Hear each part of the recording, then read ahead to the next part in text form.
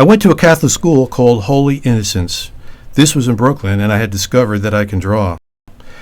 So I was a self-made artist. It was a first step into the future. Then I started drawing gag cartoons, single block cartoons. And one day a guy comes to my house with a check, holy moly, and a double check for $25. It was like magic hour. Then I ran into a fraternity brother. He said, "Why not go across the street? There's a new cartoon company called Van Buren." After 6 months, I made it as an animator. But the career comes to an end right there, and the studio is going to be closed. So a bunch of the guys are going up to Terrytoons to get a job. But sometime later, I was debating about going to California and just trying. So I decided to drive up to Terrytoons to say goodbye to my friends, and Paul Terry shows up. He had a big stomach and a huge cigar. What happened was that Disney stole so many people that he'd hated to lose. So he offered me a job. So I'm working there, beginning to move along, doing another storyboard. I wasn't there for long. I was there for 7 months. Then I drove to Hollywood. And then I came to MGM, where I met Maxwell and Quimby. And they were starting a new studio.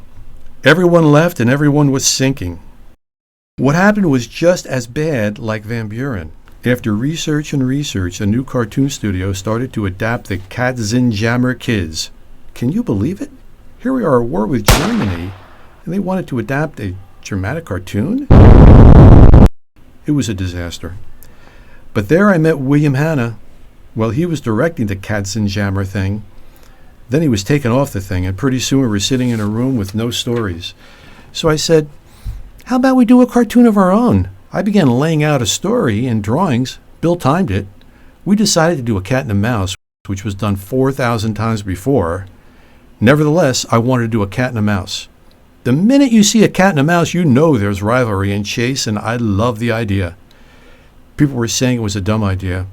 People were saying, "Where's the purple giraffe and the pink hippopotamus?" So we started. Then most of the studio came to see it. They fell on the floor. Then the cartoon Puss in Boot was nominated for an Academy Award. Then we got a letter from a lady from Texas asking, "When are we going to see more of that delightful cat and mouse?" Then Quimby said, "Let's keep making cat and mouse cartoons."